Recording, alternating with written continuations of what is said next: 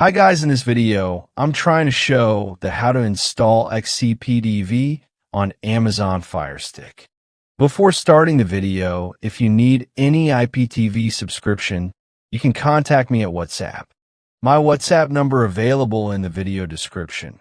First, open the downloader app and put that code 396388. Just wait for the 5 seconds after that link on the download anyway. Now you can see that XCIPTV downloading. Just wait for it to download. After downloading, click on Install and install it. Now open the XCIPTV. It shows a username, password, and URL.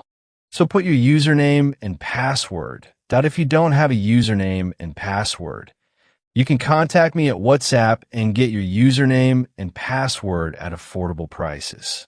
Thanks for the watching.